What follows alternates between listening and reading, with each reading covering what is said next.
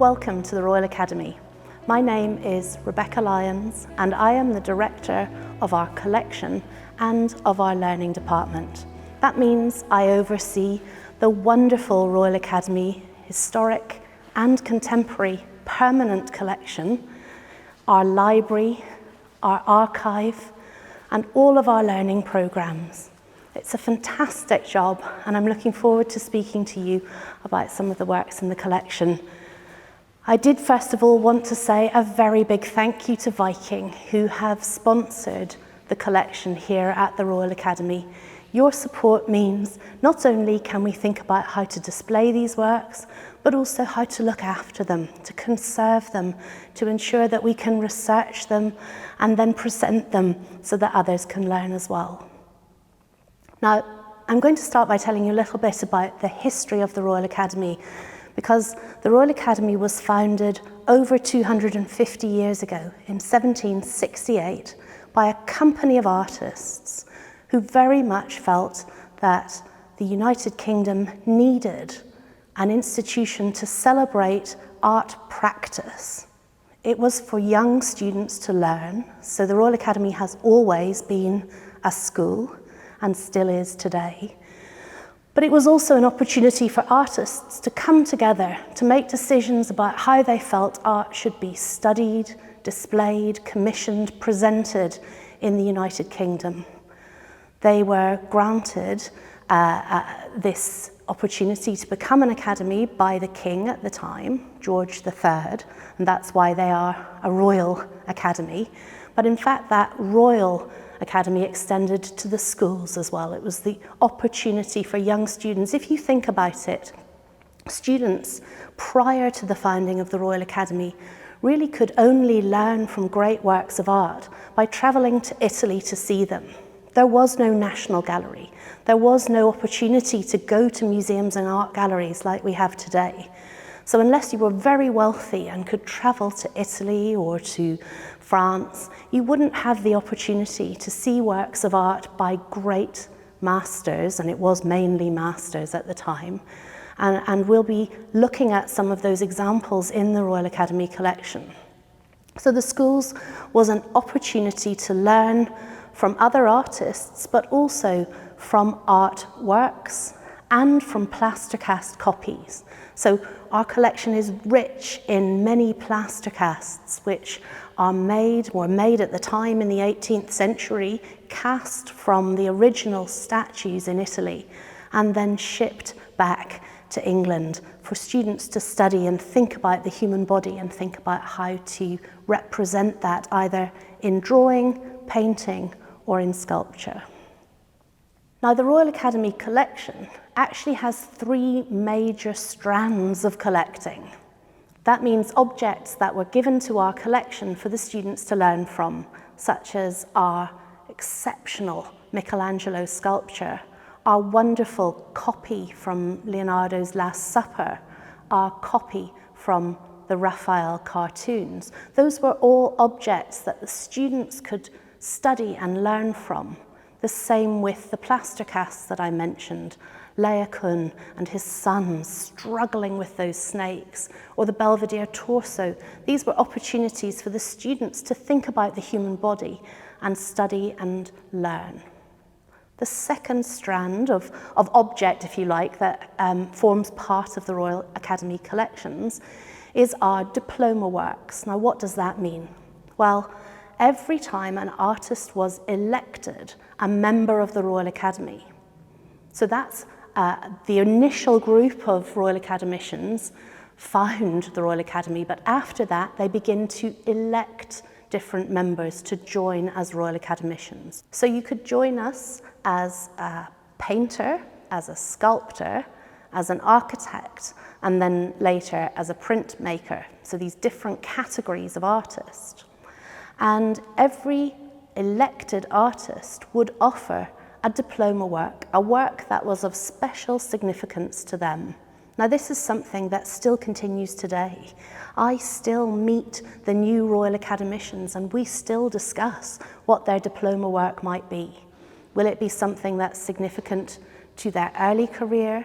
Is it something that's symbolic of the moment when they are elected a Royal Academician? Is it a work that represents a particular kind of practice? We have those conversations, and they must have had them back in the past as well. So lots of our collection is formed by those who became Royal Academicians over the years. Back in the early days, in fact, they also had to give a piece of silver. So we have a not very well-known silver collection in our vaults. I must say it has lots of teaspoons in it as well. The third strand of collecting is a little bit broader than those first two. And it's really works of art that pertain to us as an institution. That means a painting that's about the Royal Academy, a painting that's about the history of the Royal Academy. Perhaps it's a work on paper, a drawing, or an interesting way of thinking about who we are as an institution.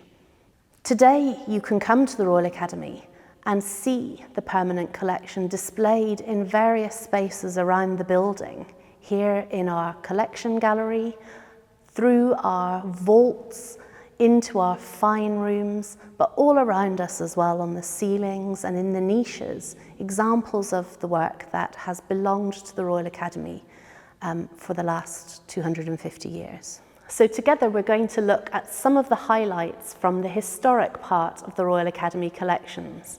And the first that we're going to begin with is our fantastic marble sculpture by Michelangelo.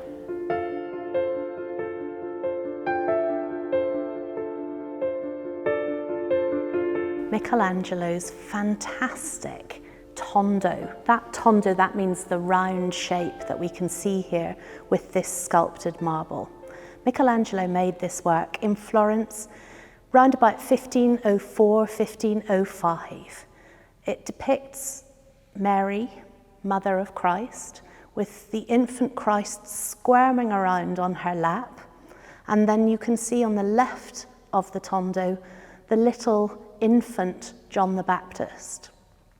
Actually, Christ squirming like that might just be to try to convey to us the naturalism of a baby on his mother's knee.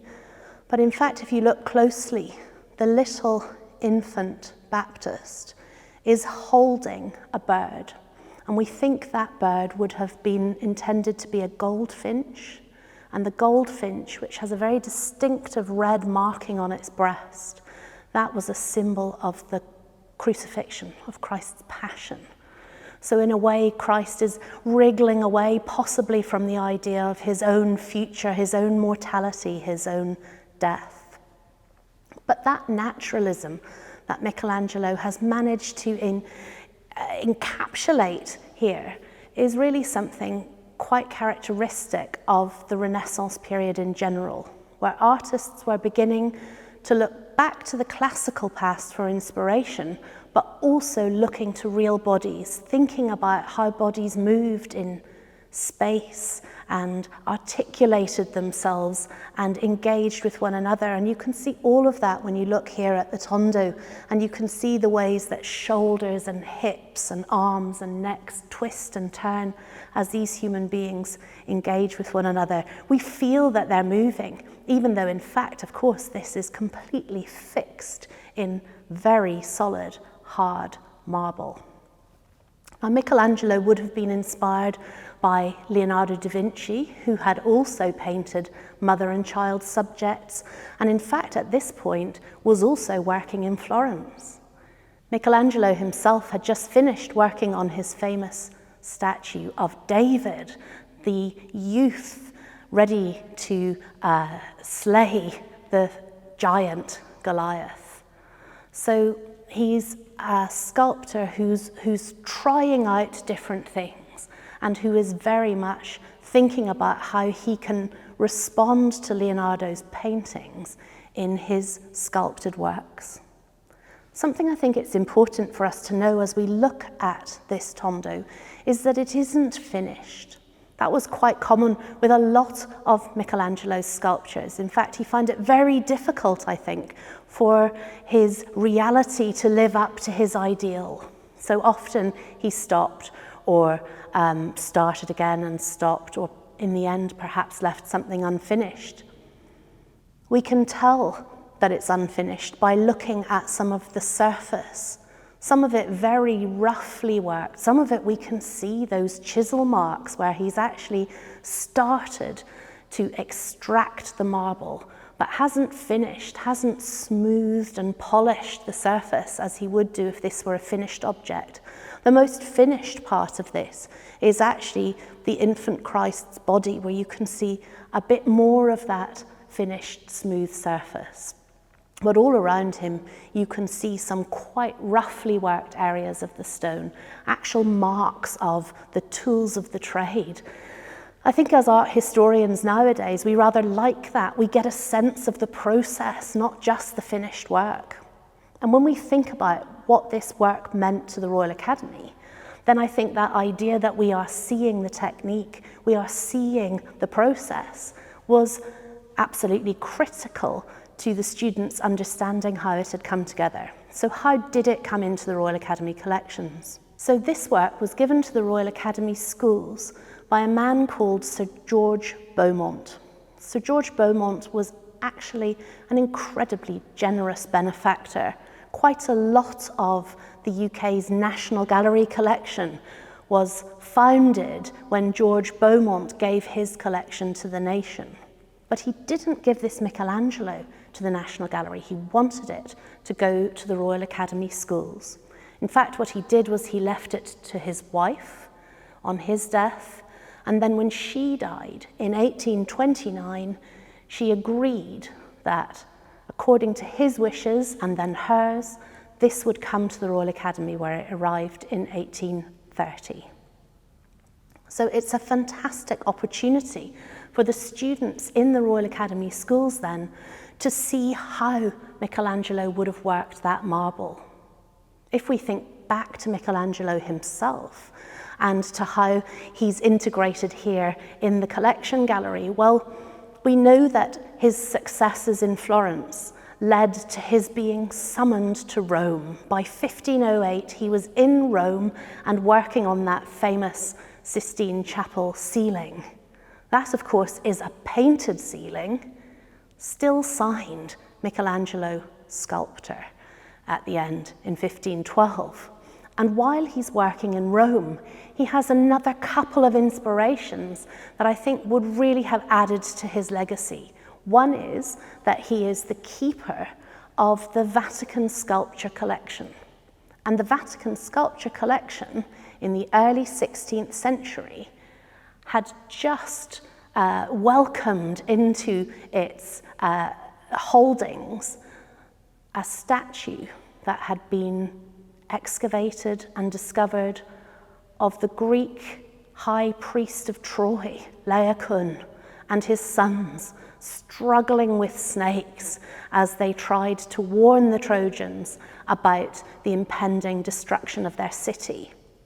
And if you look at that Laocoon sculpture, and we have a plaster cast of that, of course, in the Royal Academy collections, we see the rippling muscles, we see the dramatic contortions of the body in that ancient sculpture, and we see how Michelangelo would have continued to learn.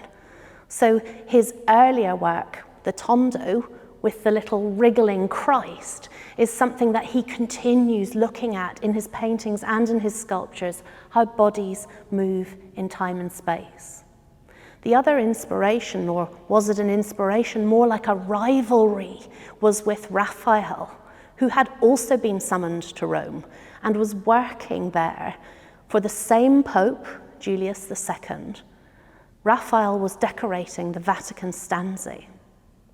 Subsequently, Raphael was also asked to design a series of tapestries to hang in the Sistine Chapel. And in fact, in the Royal Academy collection, we have some copies by Sir James Thornhill of Raphael's cartoons, his preparatory works, for those tapestries that were made for the Sistine Chapel ceiling.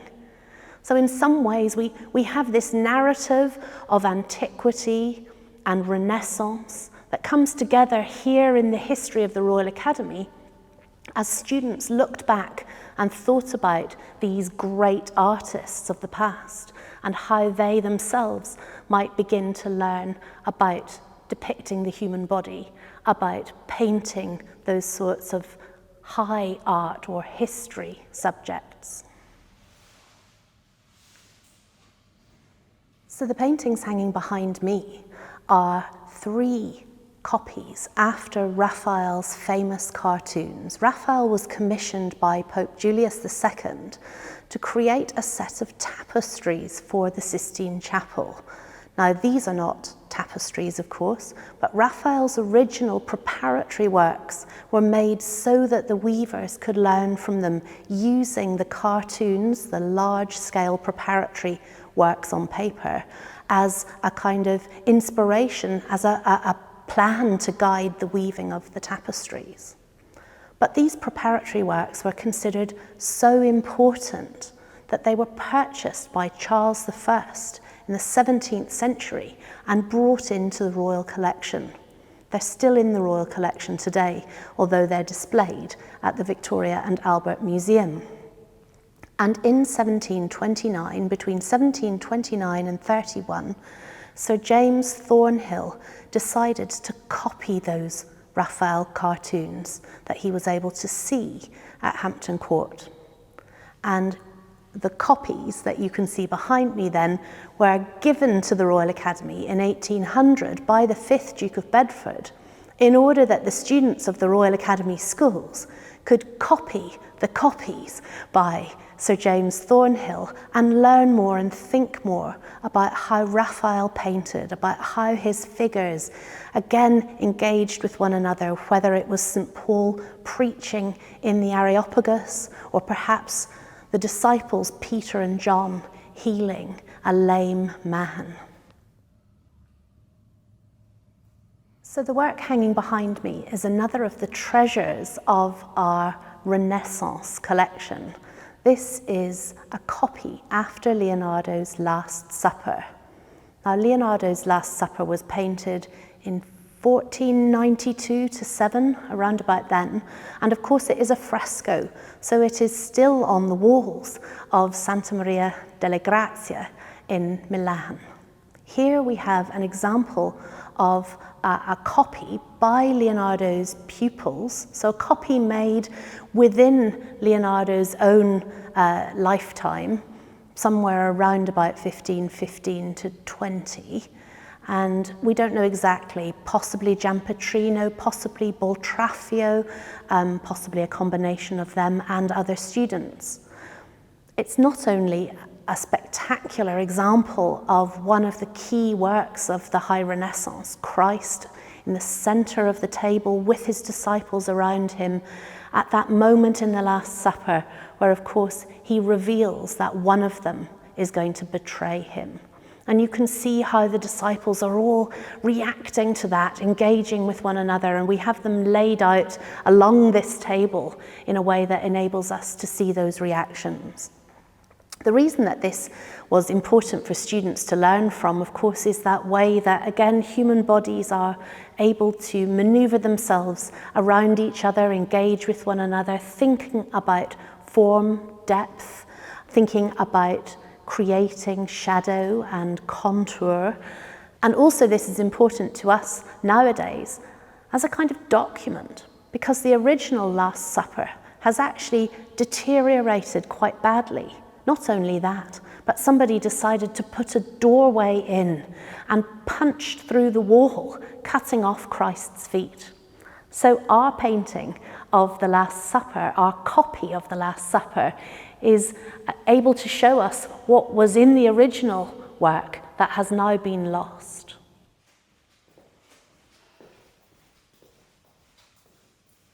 So I'm standing here beside a self-portrait by the Royal Academy's founding president, Sir Joshua Reynolds. He's very keen in this portrait to assure us of all of the status that comes with being the president of the Royal Academy in 1780, the year that it's painted. He's wearing his doctoral robes, So he's wearing robes. He was given an honorary doctorate by Oxford University. So that's how he's dressed, in these red flowing robes. He's very proud of that fact, but he's also resting his hand in front of a bust of Michelangelo.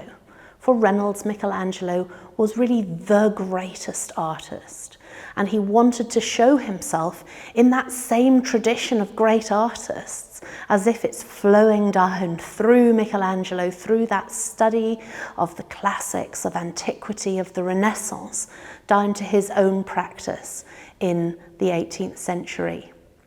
He's also wearing his beret that is part of those doctoral robes, but very much links him to another great painter, this time of the 17th century and in Holland, because he looks a bit like some of the Rembrandt self-portraits.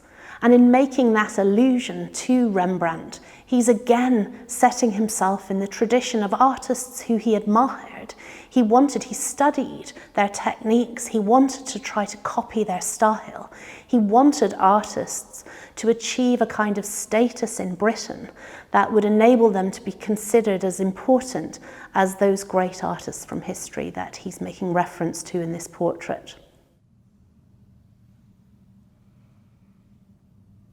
When the Royal Academy was founded in 1768, it had 2 female founder members, and these works, Spring and Summer, were painted by Mary Moser, who was one of those 2 founding members of the Royal Academy. Now you might think that here we are, a woman is painting a floral still life, because women didn't have the same access to all the art training that men might have had. In fact, Mary Moser did paint some mythological subjects as well, but she really found her specialism within this floral painting, and the beautiful depictions of flowers from the different seasons here, richly coloured, beautifully shaded, are a masterclass in that kind of floral painting. Mary Moser was asked in the 1790s to come and teach the royal princesses. She also painted a whole series of floral works to decorate Frogmore. So she really had royal patronage as well, and was very successful and very highly considered for her skilled paintings of floral still life. So this work in the Royal Academy collection is by Henry Singleton, and it was painted in 1795. So by this point, the Royal Academy has a new president. So Joshua Reynolds has died, and Benjamin West is the new president. You can tell he's the president because he's sitting on the president's chair here, this wonderful red backdrop. We still have that chair, that presidential throne in the Royal Academy collection. And what Benjamin West is doing is presiding over the judging of the work of the Royal Academy School's students. Who will get a medal? What work is going to be worthy of being given these special medals? And all around Benjamin West are gathered the members of the Royal Academy. Can you see just at the back, although in real life they may not actually have been allowed to be there, are Mary Moser and Angelica Kaufmann, the 2 founding female members of the Royal Academy. And indeed, behind them, on the wall, are the Mary Moser works, Spring and Summer, that hang just nearby in the Royal Academy's collection gallery. There are lots of other references to objects in the Royal Academy collections.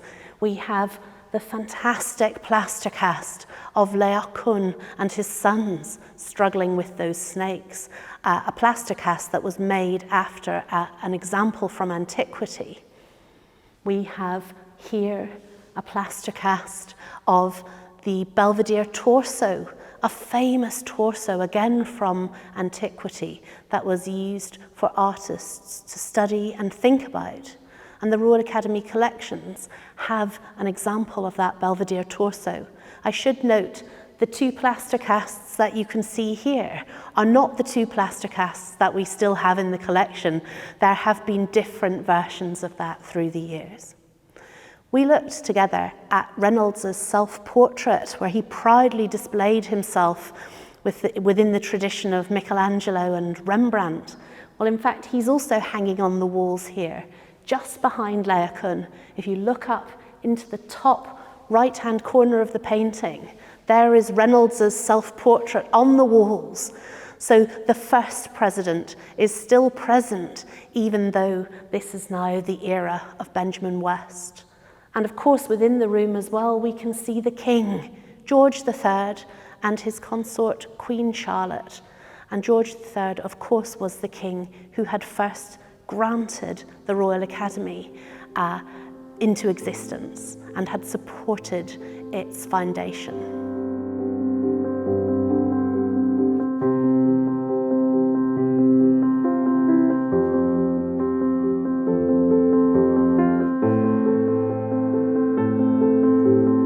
So now I'm going to hand over to Adam Waterton, our librarian, who's going to talk to you about a selection of his favourite works from our historic books collection. The RA Library is actually two libraries, for the RA School students and also for the staff and external readers.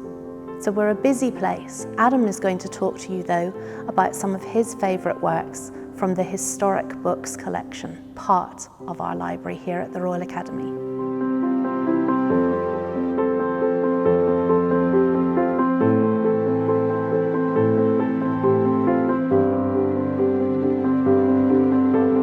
Hello, my name's Adam Waterton. I'm the librarian here at the Royal Academy of Arts in London. I've worked here in the library for over 25 years. I started in 1998. I now look after all the book collections, so including the historic book collections. We have sort of three main book collections here at the RA. The historic book collection, which is the books that came into the Academy from foundation in 1768 through to roughly 1920. A modern book collection, which are books that were published after 1920 on British art, international art, art history, and a special collection of illustrated books. And these are books where the selection criteria really is where an artist has made images in response to a text, and that can be anything from a children's story, a fairy tale, to adult fiction, to a cookery book or a travel book. But the historic book collection is probably the most important collection that we have here. And in it we've got examples of some of the most important books on subjects like anatomy, perspective, colour theory, writings by artists, and a huge collection of large books which include illustrations, engravings illustrating the sort of subject matter that artists in the 18th and 19th century were encouraged to paint and sculpt in the Royal Academy schools. And so this includes books illustrating costume, armour, landscapes, travel, and customs. And so it's a very eclectic but unique collection, and it's a rather wonderful privilege, I suppose, to be the sort of temporary custodian of these collections at this time. I'd like to now show you some examples of some of the wonderful books that we have in the library, but also talk about some of the artwork that's on display here, and talk about the architecture of the space itself. The library is housed in a room at the top of Burlington House in Piccadilly, and which was built originally in the Victorian era and only became the library in 1986. But I think probably you'll agree that it looks like it's been a library ever since the Academy started in 1768. So here we are with the main reading table in the library at the Royal Academy. This is where researchers from all over the world come in and carry out research into the collections, the historic book collections, but also the archives and the works on paper collections that we have here as well. And also where the students come in and work, and members of staff and academicians come in and use the library here as well. But what I've got out on the table really to show today are some examples of the most important early historic books that came into the collection, which primarily came in as teaching aids for the students, for the early students in the Royal Academy. As I mentioned earlier, the Royal Academy Schools is the oldest formal art school in Britain, and over the years many of the great artists of Britain have studied in the Royal Academy Schools, people like J.M.W. Turner and John Constable. And I always like to think when we get books like this out on the table that they used them in their time when they were students. And so the examples that I've got out really are things that came in really as teaching aids for those early students. We've got a lot of books on anatomy in the library here, quite naturally, because anatomy was an important subject for artists and architects to learn about in the Royal Academy Schools. When students entered the schools, they first entered what was called the cast school, the plaster cast school, where they learnt to draw after classical Greek sculpture. When they were thought of as good enough at doing that, they were then allowed to go into the life class and draw from the model.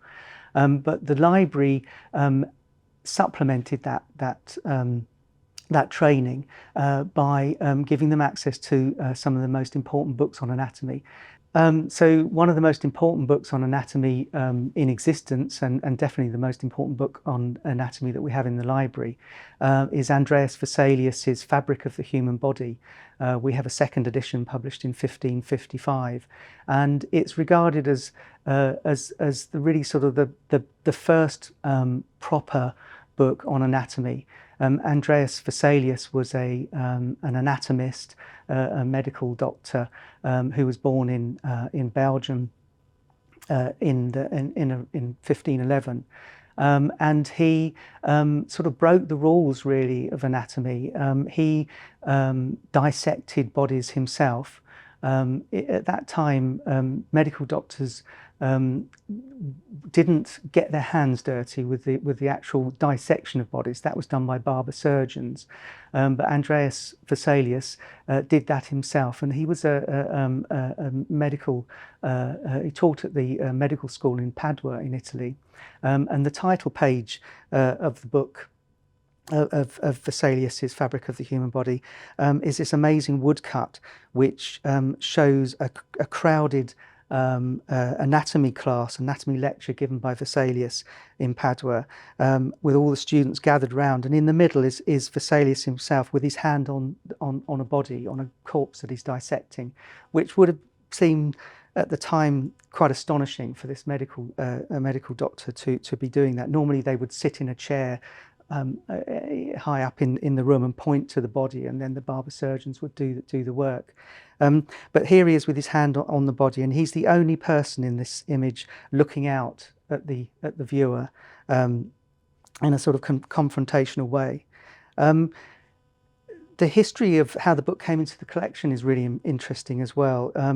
When the Academy first started, a lot of the early academicians were very excited about the institution, were very excited that the Academy had decided to form a library.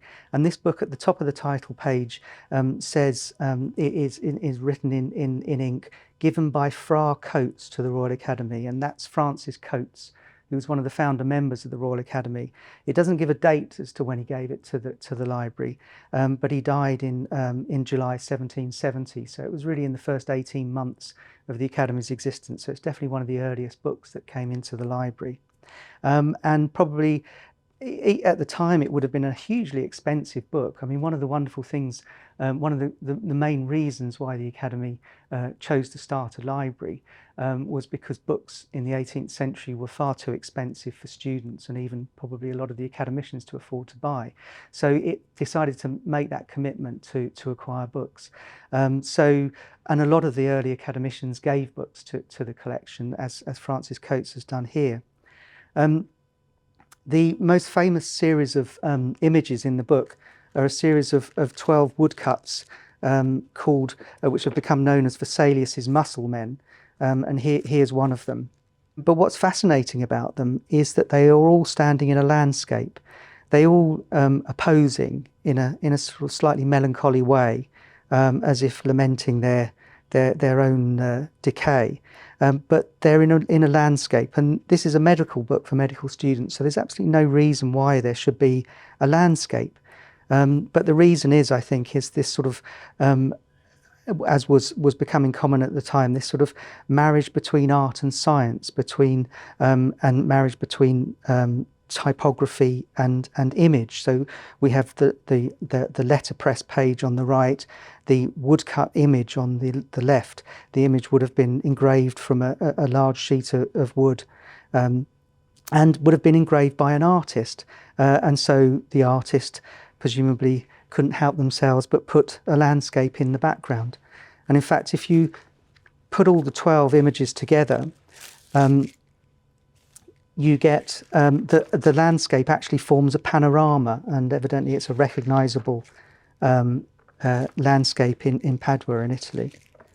But I just wanted to open at this opening here, which shows another one of the Muscle Men, but on the right hand page there's a big ink spot, and this shows that a student probably studying in the schools in the 18th or 19th century came in with their ink quill and pot of ink and spilt ink all over the page, which is impossible to get off, and so this is why we as a library always ask people only to use pencils when they come in and use the library.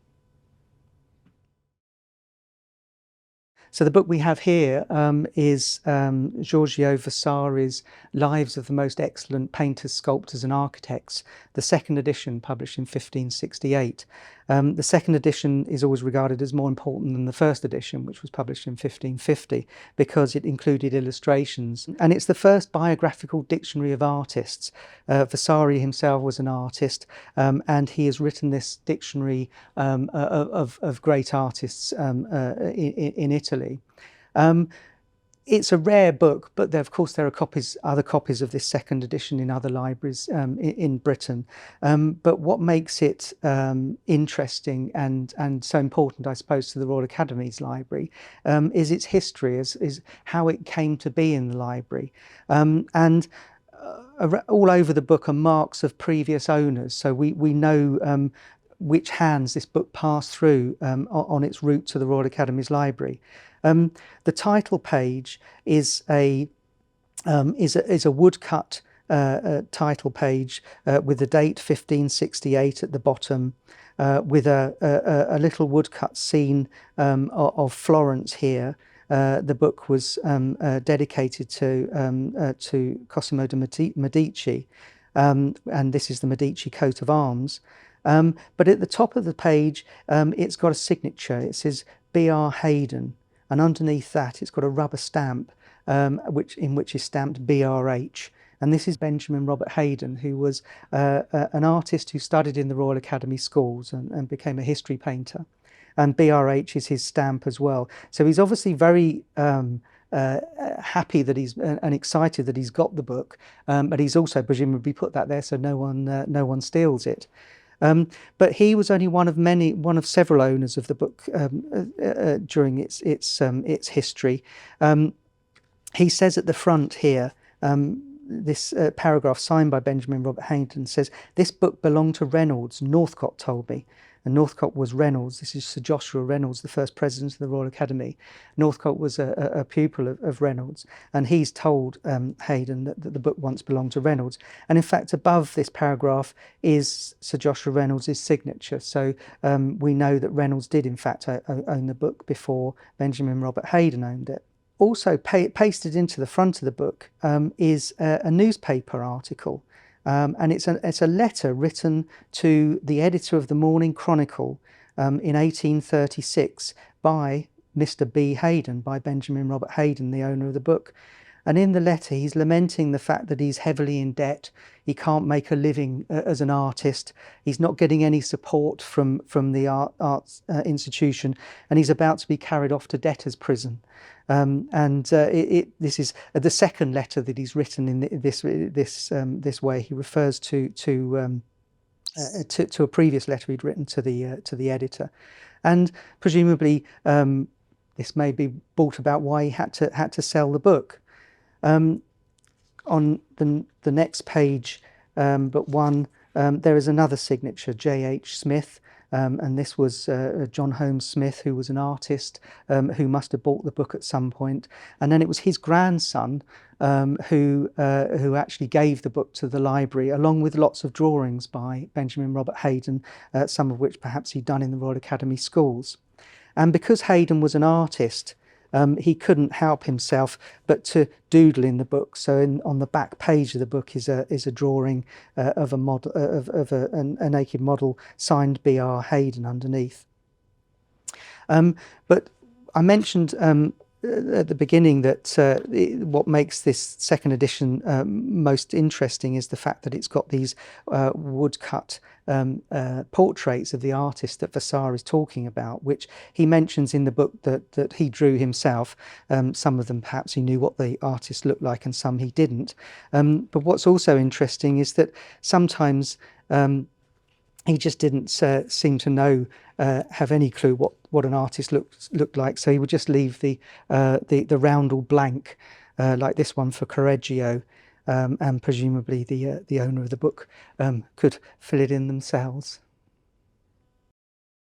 We have in the Royal Academy Library many books on colour theory, a subject obviously most important for painters, for artists. By far the most important and definitely the most rare of those is this book here, The Natural Systems of Colour and the Natural Systems of Colours by Moses Harris. The title page is typical of an 18th century book. The title of the book is very, very long. I'll read it out to you. The natural system of colours, wherein is displayed the regular and beautiful order and arrangement arising from the three primitives, red, blue and yellow, the manner in which each colour is formed and its composition, the dependence they have on each other, and by their harmonious connections are produced the tints or colours of every object in the creation. And those tints, though so numerous as 660, are all comprised of 33 terms only, by Moses Harris, author of the Aurelian, etc., etc., printed at the Laidler's office, Princes Street, Leicester Fields. And it's interesting that there isn't a date of publication on this book. It's the rarest book on colour theory that we know of. There are only 3 other copies of it in existence. We don't know when it was published because the author doesn't put the date on, but it is dedicated to Sir Joshua Reynolds, the first president of the Royal Academy. Reynolds was knighted in April 1769, so we know it was published after 1769, so right at the beginning of the foundation of the Royal Academy. And the first time that it's mentioned in any other publication is another book by Moses Harris, published in 1776. So we know it's published between 1769 and 1776. But what's so important about this book is that Moses Harris developed the theory of using a colour wheel to show the relationships between the primary colours. And the book contains this amazing illustration showing that relationship between red, yellow and blue, and how those all the colours that can be formed from those primary colours, and also showing that if you mix those 3 primary colours together you get black. This really sort of his sort of theories on colour was very much based on Isaac Newton's experiments with shining light through a prism to show that refraction causes the white light to split into colours. But it really sort of was the sort of kick-started sort of colour theory, I suppose. It was the most important book, and it was the first time that the colour wheel, as far as we know, was used to represent that relationship between the primary colours. Like a lot of books in the library, it was donated to the collection by another academician. This one was donated to the library by William Etty. And Etty was a student in the schools and an academician. He donated it to the library in 1841 and had this lovely binding specially made to house it. It must have been a very rare book even when it was published, because a lot of the sort of literature on colour theory that came after it mentions the book, but often says that the author has never seen a copy of the book. So it was incredibly rare, and we don't know why. The fact that it was dedicated to Sir Joshua Reynolds, that we didn't have a copy in the library right from the beginning, from when it was published. But luckily, William Etty very graciously gave this copy to the library in the middle of the 19th century. The Royal Academy of Arts was founded in 1768. It was set up by a group of eminent painters, sculptors and architects working in London who petitioned the King, George III, with the proposal of forming an Academy of Arts in London, which main aim really was to raise the status of artists and improve the quality of art that was being produced by British artists. And it set out to do that in three ways. Firstly, and most importantly, it wanted to form the first art teaching school in London, the Royal Academy Schools. Secondly, it wanted to put on an annual exhibition of contemporary art so artists could show their work to the public. And thirdly, it was a membership organisation which would recognise the most important artists and architects in Britain by electing them to the membership of the Royal Academy. So founding members included the first president, Sir Joshua Reynolds, Thomas Gainsborough, Angelica Kauffman. But why do we have a library? Well, the library was set up to support the students in the Royal Academy schools. There had been other teaching academies in London before the Royal Academy started, but they really were about teaching the practice of art, teaching drawing and modelling and so forth. The founding members of the Academy really felt that artists needed more than that. They needed more than just training the hand and the eye. They needed access to books which would give them information about the theory of art and the techniques of art. And also to give them access to imagery that would inform their painting and sculpture. And so the Academy set about building up a collection of books. At the beginning, the founding members were very enthusiastic about it, and a lot of them gave books very early on. The first books to come into the library, we think, were given by Sir Joshua Reynolds himself, the first president, in January 1769, so a month and a bit after the Academy was founded. But one of the most important gifts was a number of books given by George III, the founding patron of the Royal Academy, who gave a number of books from his library to the Royal Academy of Arts library. And in those early days, the sort of books that were being collected were all the main books, most important books on anatomy and perspective and colour theory, on the writings of artists, and books illustrating the sort of things that artists should be painting and sculpting, such as costume and landscape and so forth. This end of the library is what we call the historic book collection, and these are all the books that came into the library from foundation in 1768 up until roughly 1920, with books dating right back to the early 1500s. And it's primarily the collection of books that were acquired to support the students in the Royal Academy schools. The other end of the library is the modern book collection, and these are the books that came in to the collection after 1920, when that sort of change in collecting really started happening. So here we have copies of all the Royal Academy exhibition catalogues, from a complete run of the summer exhibition catalogues from 1769 up to the present, and a complete run of the loan and winter exhibition catalogues from 1870 up to the present. And also, we really focus on collecting books on anybody who was or is a Royal Academician. So we should have copies of everything that's been published on Joshua Reynolds or J.M.W. Turner or Angelica Kauffman. But equally, we'll have everything that's been published on all the current members of the Royal Academy, like Grayson Perry or Bob and Roberta Smith or Lubaina Hamid. The historic book collection is very much a reference collection that researchers from all over the world come in to consult.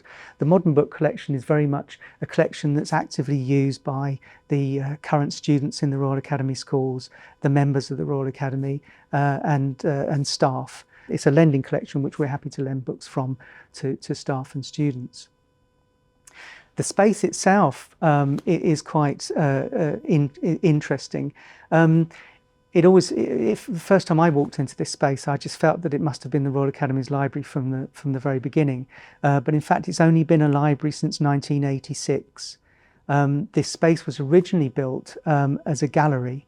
When the Academy moved into Burlington House in 1868-69, in addition to building the main galleries on the gardens behind the Royal Academy, it built an extra floor on top to house what's known as the diploma collection. And these are the paintings and sculptures that are given to the Royal Academy by artists and architect members when they're elected as members of the Royal Academy. And they're known as diploma works because once they're accepted into the Royal Academy, the artist gets a diploma or certificate signed by the King or Queen to say that they're a Royal Academician. So 3 galleries were built for holding the diploma collections and other art collected by the Academy over the years. And this space was called the Gibson Gallery and was for holding sculptures and casts by the British Victorian neoclassical sculptor John Gibson. And we have one of those works still here in the library. At the back here is the sculpture by John Gibson called The Wounded Warrior, made in the 1860s. Gibson was a very wealthy and famous artist who lived most of his life in Rome, in Italy. And when he died, he bequeathed the contents of his studio to the Royal Academy and negotiated with the Academy to have a gallery to show those works by him and to have them on display for the public to see and for the students to see. And so the space we're in was originally built to hold those sculptures, and it was first opened in 1876, and from then through I think until the 1950s it was just a space for showing sculpture by John Gibson. It closed as a gallery then and was used for some years as a storage space, and eventually it was decided to turn it into a library in the mid-1980s.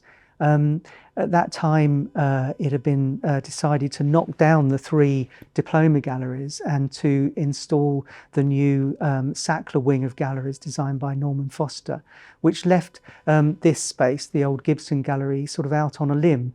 And so it was decided to move the library up here from its home before that, which was in the front hall where the Casson Friends Room is, and to move it up to this space. And they got the architect H.T. Cadbury Brown, the architect member of the Royal Academy, H.T. Cadbury Brown, to convert it, to design it into a library. And he has done it in a very clever and beautiful way, I think. I think as you look around the space, it feels very much to me like a sort of it's like a private members library. They deliberately didn't want any signage, so there's no shelf marking, there's no numbering on the spines of the books. It's very much about the aesthetics rather than the function in that way.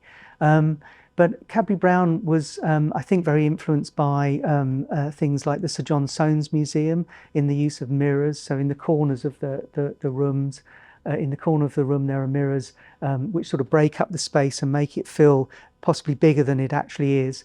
And under the gallery he put mirrors in as well. And those are really there to try to sort of make the gallery invisible, I think. The room itself is quite a tall, narrow space, and if the idea obviously was to put books up all the way to the ceiling, and to do that you need a gallery to get to the ones at the top. And obviously putting a big heavy gallery in would have made the room feel even more narrow, and so he put this very light gallery in with the mirrors underneath. It would have had an open top-lit, it was a top-lit sculpture gallery, so the architect filled in the roof and put these sort of light wells in, which just direct light down onto the reading tables in the middle of the library to give light to the readers working in the library, but but stops the light bleeding out onto the spines of the books. So it's actually a very beautiful design for a library. One of the things that H.T. Cadbury-Brown's redesign of the space as a library enabled us to do was to reinstall a painting that Sir Joshua Reynolds, the first president of the Royal Academy, had made for the first home of the library of the Royal Academy in Somerset House in the Strand. It's his only known ceiling painting. Originally it sat in the ceiling. Originally it was installed in the ceiling of the library in Somerset House, but now we have it installed above the door of the entrance to the Royal Academy Library. It's an allegorical painting that he made in 1779 called Theory, and it very much sort of sums up the sort of the attitude, I suppose, and the philosophy of those early Royal Academicians and Reynolds in particular, that the training of art wasn't just about the sort of training the hand and the eye, but it was also understanding the theory of art, to understand anatomy and philosophy and so forth. And it's rather nice that these days, it's rather wonderful because the library is still very much actively used by current students in the Royal Academy schools. And I like the idea that perhaps they look up from their studies every now and then and see this painting that was painted by the first presidents of the Royal Academy for their as a reminder to their forebears of what art study was. So I still think it has some relevance to the students studying in the schools today. And now you're going to meet Mark Pomeroy, our archivist. Mark oversees our historic archive. Documents, letters, artists' papers, all part of the Royal Academy's rich history. My name's Mark Pomeroy. I'm the archivist at the Royal Academy of Arts, and I've been here for 25 years now. Prior to that, I grew up in Southampton. I once worked on cruise ships when they were being refitted at Southampton docks until I decided to pursue a career in archives. My first job was in the House of Lords, and I'll never forget the morning when the phone went saying I'd secured the job there. I was there for 2 years, worked through both houses, decided it wasn't for me. It wasn't the right atmosphere for me. And when I saw the advert for the Royal Academy, I knew that I had to try here. And I've now been here, as I said, for 25 years. And it's been a blast all the way through. Some might not know really what an archivist is and what an archivist does. Truth is, I think some of us sometimes wonder what an archivist actually does, but in essence, we care for and build manuscript resources, documentary resources of any particular activity, be it art, education, politics, biography. Anything, essentially, that is written down is the concern of an archivist. And so we move from the early Middle Ages all the way into the digital realm with email and all the panoply of what modern day life can throw at us. So, why don't we go through to the archive? This clearly is the library. This is where people come to do their research, all manner of things. But the archive itself is tucked away here, through this secret door. And this is where I work. Back of house, this isn't a public area. 2 floors, it's about the size of a double-decker bus. And within every cupboard, we've got stories to tell.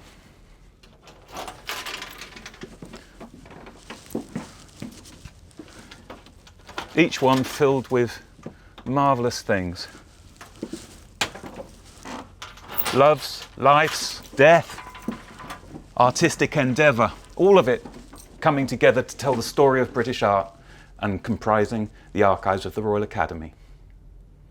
We have letters, we have diaries, we have account books, all manner of written things. And they don't come much more important than this, which is the instrument of foundation of the Royal Academy, the document that actually gave birth to this 250-year-old institution. And in essence, it's a plan.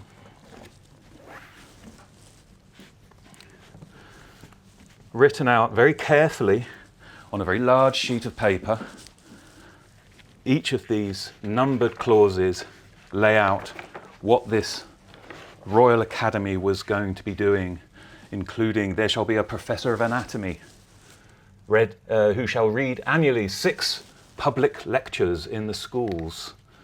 There will be a porter of the Royal Academy whose salary shall be £25 a year. He shall have a room in the Royal Academy and receive his orders from the keeper. And then right at the bottom, there shall be a sweeper of the Royal Academy whose salary shall be £10 a year. The sweeper was the housekeeper, who was actually one of the most important people on the staff. And then right at the bottom, after clause 27, you have a name, George R.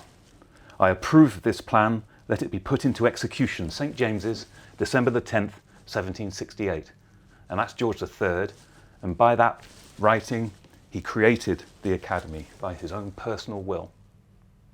And so this, as the founding document, certainly deserves to be within an archive, and the archive of the Royal Academy, in that it is guaranteeing our existence, guaranteeing our rights. It wasn't written to be displayed. This isn't something that would hang on your wall. This is a muniment. It is something that's guaranteeing our rights, and for that purpose, it deserves to be kept under lock and key in this special place in the archive of the Royal Academy. With the instrument of foundation, the Academy was born, and at the same moment, so was its archive. The documentation of everything the Academy was doing was part of the point. By committing it to paper, it was committing it to permanence. This was a process of moving from an oral culture through to a written culture, and fundamentally a product of a written culture is an archive. But in fact, the material within the archive of the Royal Academy predates it, and I have material dating back to the 1750s, which was the point at which artists first gathered to plan and plot for exhibitions, for art schools, and everything that would go on to encapsulate what the Royal Academy was all about. Most of this material is made of paper, which is of course very fragile, and so the process of ensuring that this material remains safe and available to future generations is a large part of my job. We have an environment that is carefully conditioned in terms of temperature and relative humidity. It's kept out of strong sunlight or light of any sort as much as it possibly can. Despite that, we try to allow access to all people who have a special requirement to see what we have. And so there is a balancing act there between preservation and access. That's a large aspect of running an effective archive. So of course, as archivist, I manage the archives of the Royal Academy. I manage what goes into them. I manage what is destroyed before material goes into it. I manage the access to it in various ways. And so members of staff have access perhaps to contemporary material, to material that might inform some of the digital content we provide and some of the displays. Also though, my most important audience is the scholarly community globally, who really do need access to this unique material that we possess at the Royal Academy to inform their work, their scholarship, whether it be the history of an artistic movement, the history of exhibition making. All manner of social history is within these four walls. I've got some of my favourite things from the earlier part of the archive out to show you. Various types of document. We've got studio ledgers, a few letters. To begin though, we have this really rather scruffy looking book. You see it's got some seal wax still on the outside of it there. This is from about 1760, and it's a book of accounts for the St. Luke's Day dinners staged for the artists, starting about 1760 in this case, and there they all are, ready for a slap-up banquet. And the wonderful thing about this book is that you get to see the menus. And there you go, that's an 18th century menu. Each one of those discs is a separate platter of food. And if I turn it so that you can read it more easily here. So what we have at the head of the table, we've got an ox head, and below that a cod's head, surrounded by sauce and salad. And as you extend down the table, everyone should have within easy reach a plate of meat, a plate of fish, and then some vegetables. And you've got veal pie, apple pie, bit of sweetness, cod and whiting, very heavy fare. And the drinks bills were just as impressive for these early dinners. And one wag mentioned early in the 19th century, when things had perhaps calmed down slightly that in the old days the dinners weren't complete until there was a duke and a painter under the table from the effects of drink. More bills. These are amongst my favourite. So it's not just sort of big, key, important history documents in the archive. Sometimes you get survivals of very day-to-day things, and these little documents are housekeeper's bills. So it's taking us back to the sweeper that we encountered in the Instrumenter Foundation. And it's nothing more than a shopping list, really. You've got bread and soap, what else? Washing for wood. And then underneath, you've got names. And it says there, 3 Knights Dyer and the Woman and Cramner.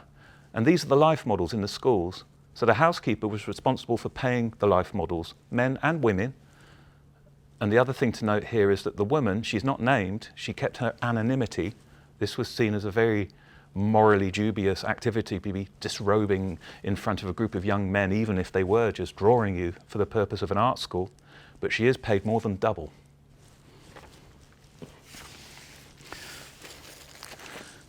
Another rather impressive document, going back to the kind of foundational type of things. This goes on and on and on, and it's a roll of vellum.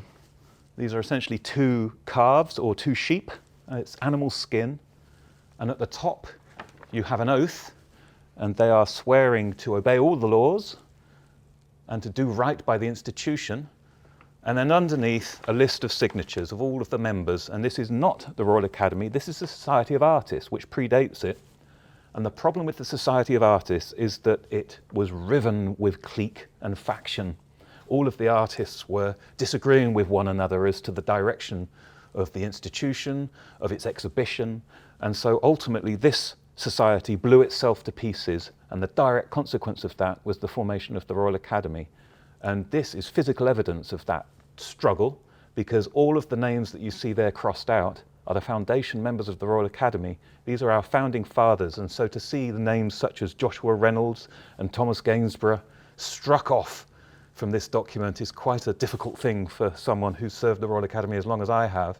And next to every name, someone has written expelled. So there's an awful lot of bad feeling at this stage in British art history. Artists do like a fight.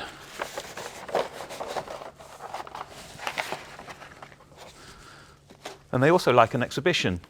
So we're moving to letters now. And this is a letter from Henry Fuseli, who was Swiss-German, but lived in London for most of his professional career. And this is a letter written in 1799 to William Locke, who was a friend of his and a patron. And it's written in the aftermath of his one-man exhibition.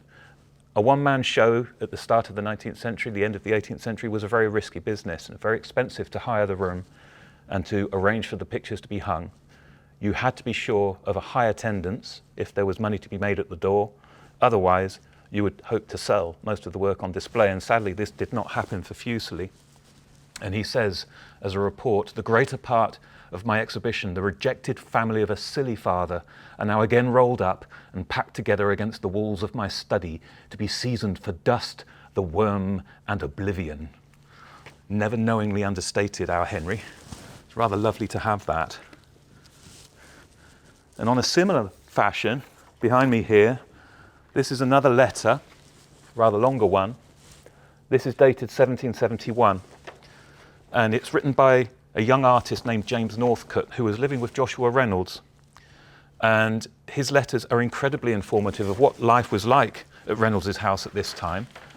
And it makes London feel just as vital and as modern, really, as it does today in many respects, until occasionally you come across a passage that really brings you up short and you recognise the gulf between the 21st century and life in the 1770s. He says here, "As I went into the city the other evening, I saw that one of the heads is lately dropped off from Temple Bar, and now there is but one remaining."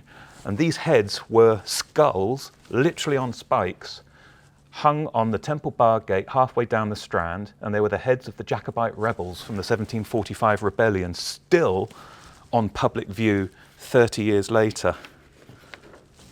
Public executions were still common in those days. Something completely different but of the same period. We're very fortunate to have artist papers within the archive. It's not just institutional records like this. That's where a lot of the letters come from. The Northcote letters to his brother are a particular treasure, but one of the greatest things we hold for the 18th century are the papers of Esaias Humphrey. He was a miniature painter. It's not very well known now, other than for this archive. He left us 1,500 manuscripts, mostly letters, and they're from all manner of people because he was a very good correspondent. Not a successful artist, but a very good correspondent. And he is rare amongst British artists at this time in that he travelled not just to Italy, but to India. And there's a large number of manuscripts dating from his period in Mumbai and in other parts of India. And this letter here is written by a person called J. Howe, whether it's John or James, we don't know. And he was an agent in Lucknow. And he's instructing Humphrey as to what he's to do before he goes on a journey upriver. Because adjacent to it here, rather marvellously, we have a plan, a rather crude map of the Yamuna and Ganges rivers, written in Urdu.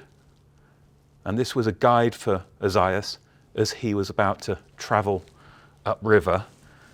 And what we have here is, it relates to his passage. He says, I have the pleasure to inform you that I have purchased for you a very snug little Dhaka pulwar, and that's a little boat, fitted up in a neat manner with Venetian blinds. She is much more convenient and will suit you better than the one I spoke of before when I was at Lucknow. That boat is not half finished and has not the convenience of the one I have purchased and would have cost much more money. I am to pay 250 rupees for it, and it will cost another 20 or 30 rupees to caulk her deck and the top of her cabin. I shall not hire a baggage boat for you until I know for certain when you are coming over. It would be putting you to unnecessary expense. And so all of this is the sort of business required in those days to organise the trip, probably extending several hundred miles up from central India up to the north, where he hoped to make his fortune. That was the reason Humphrey was in India. He was hoping to paint the miniatures and the portraits of all of the English people out there and the Indian nobility. In this, he was wholly unsuccessful. Well, what about this? Now, this is something completely different. Again, all of this is from the 18th century, but this rather wonderful animal skin binding is from Venice, from about 1780, 1790, and it's incredibly rare. This manuscript is famous more for its binding even than for what's within it, because it's a perfectly ordinary stationary type binding from the 18th century, the sort of thing that very rarely survives. You see there the handmade cardboard within the vellum outer skin, and then within some rather beautiful high quality paper with entry after entry crossed through, because this is the studio account book of Angelica Kaufmann, who returned to Italy in about 1780, and this details every single one of the paintings she completed after returning there. And the fact they're all crossed through means she got paid. Finally, Angelica was lucky in marrying a very, very kind person who looked after her business interests while she got busy with producing her paintings. And that is evidence from this highly successful practice, documented page by page in this incredible book, which has been published now, not only in Italian, but in English. We're very fortunate to have it.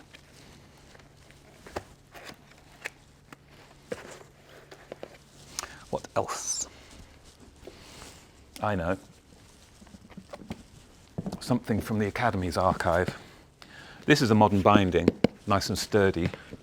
The original had fallen completely to pieces because this book had a working life of 70 years, so it was already in poor condition at that point, but was then routinely handled over and over again because of the information it contains, which is details of every student studying in the Royal Academy schools from 1769 up to 1840 or so. And so you have details here of students such as William Blake. And there's William Blake. Turner's in here, Constable's in here. It's pretty much that entire generation of British artists that are so well known these days can be found within this modest little exercise book. This too has now been completely conserved and published on our website. We're currently involved with indexing it so that genealogists and historians of all types can access the digital surrogate, and we can finally put this hard-working document to bed, which is really where it deserves to be for the rest of its existence. Lastly, I'm very fond of this little volume. Again, pretty modest. It's a scrapbook. Let's get it open at the right place. Artists like scrapbooks. Even now, artists very often compile scrapbooks of their practice, of their press cuttings, exhibition ephemera, private view, invitations, that sort of thing. It's something that seems to be a very, very common practice amongst artists. This is from the late 18th century, early 19th century, and was compiled by a landscape painter called Joseph Farrington, who was a very busy bee and very active in the London scene at that time. And I think it's pretty unparalleled in its scope and inclusiveness, because you have press coverage of all sorts in these little cuttings, but rather wonderfully, all of these little cards, invitations to exhibitions, and here, an invitation to Turner's Gallery, J.M.W. Turner's Gallery in Harley Street, just off Harley Street there. And you would have needed to present this to his housekeeper to gain access to what was essentially a private gallery. And there's only a handful of these surviving now. A couple in the Tate archive and a couple in here. That's it. This goes on and on. This is deeply under-researched. I haven't really catalogued it properly yet, but I'm sure there's all manner of unique material in here that's going to open up what it was like to live day to day in the art world of the 1790s through to the 1820s. So the archive continues to grow. I am accepting material from all types of offices around the Academy. It's exhibitions office, the president's office, the schools. Also, we bring in more artist papers. They're continuing to come in. I've got major material next door, which is utterly uncatalogued. Nobody knows about it. It's my job to get that material ready for its research public. And if you want to pay us a visit and see some of these wonderful things, then you are welcome to do so. We are open to all scholars of need. Please do drop us a line at the library and we'll seek to gain you an appointment. So thank you for joining me today. I hope you found what I've said interesting. I better get busy tidying up and get into that cataloguing archive and finish my job. So it's been wonderful to talk to you today a little bit about our permanent collection here at the Royal Academy, and also to hear from our librarian, Adam, and from our archivist, Mark, all about those histories and stories that make up the wonderful Royal Academy collections. If you'd like to visit us in person, you can of course visit the Royal Academy exhibitions where you can pay for a ticket, or you can come for free to all of the collection spaces and see some of the works that we've talked about today in person. Next year, in 2023, we'll have a special display of contemporary self-portraits by artists, using the inspiration of Sir Joshua Reynolds' self-portrait in the tercentenary of his birth, and indeed exploring what a 21st century artist's self-portrait might look like. We have a collection of work that's heading off to Petworth House. So if you find yourself there, you can see our explorations in paint, contemporary artists from the Royal Academy collections, exploring and thinking about the medium of paint. You can also attend many of our courses, classes, lectures and talks online as well as on site. So you can do life drawing, you can join our sketch club, you can find out more about either our exhibitions or our collections through a rich programme of talks and lectures. And if you'd like to explore our collections from the comfort of your own home, you can search the collection on our own website, and you can find us on Google Arts and Culture and read different stories and different histories of the Royal Academy collections.